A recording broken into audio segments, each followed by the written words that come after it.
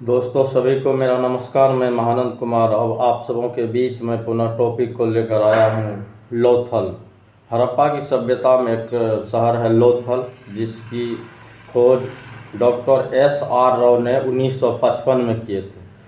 और यह है कहाँ? तो यह है लोथल, गुजरात के अहमदाबाद के सरगवाला ग्राम में। और यह जो है इतनी बड़ी खोज थी कि जहाँ से बंदरगाह भी जो है, और यह भोगवा नदी के दक्षिण तट पर अवस्थित।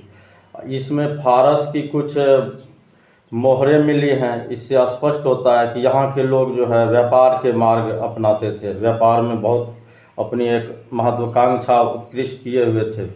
व्यापार के मार्ग थे, जैसे टीन, तांबा के बर्तन। वहाँ तांबा की एक कुत्ता भी मिला है। तांबा के कुत्ता को लोग अपने घरों में सजा के रखते थे, कुछ उसका प्रतीक था। और 20 समाधियाँ भी मिली हैं। 20 समाधियाँ उसको खुदाई के दौरान मिला। 20 समाधियाँ, उसमें 3 युगल जोड़ा भी एक साथ मतलब दफनाए गए थे।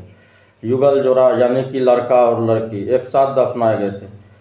तो कहीं ना कहीं उस समय बहुत यातनाएं भी मिली होगी कि तीनों समाधियाँ जो थी, युगल जोड़ा जो एक साथ दफनाई गई थी, कहीं ना कहीं इंगित करता है कि उस समय के समाज जो था एकात्मक समाज था और एक पक्षीय फैसला लेते थे, और उस फैसले के बीच उसे दफना दिया जाता था लोथल में।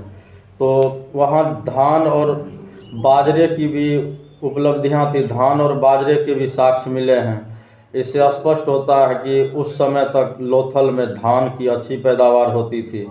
धान के साथ साथ और भी कुछ चीज़ें मिली है जो कि अजूबा है। व्यापार के मार्ग सबसे अधिक लोथल में जो है चीज़ें मिली है, जो गुजरात में है, और सबसे अधिक उन्हीं पर वैज्ञानिकों का जोर रहा था। लोथल में व्यापार अगर नहीं करते तो वहाँ के लोग क्या खाते पीते। तो व्यापार के माध्यम से भी वहाँ पर जो है लोगों का आना जाना रहा।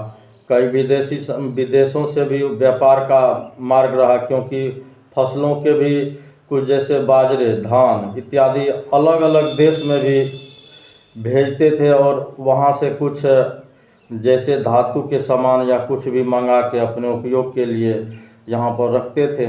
तो लोथल भोगवा नदी के तट पर अवस्थित है, और यह गुजरात के अहमदाबाद सरगवाला ग्राम में हुआ था, और भोगवा नदी के दक्षिण तट पर अवस्थित है। इसी टॉपिक के साथ में अगले टॉपिक को मैं पुनः विस्तार पूर्वक बताऊंगा। जय हिंद, जय भारत। तब तक के लिए नमस्कार। आप सभी लाइक एवं सब्सक्राइब करना नहीं भूलें। जय हिंद, जय भारत।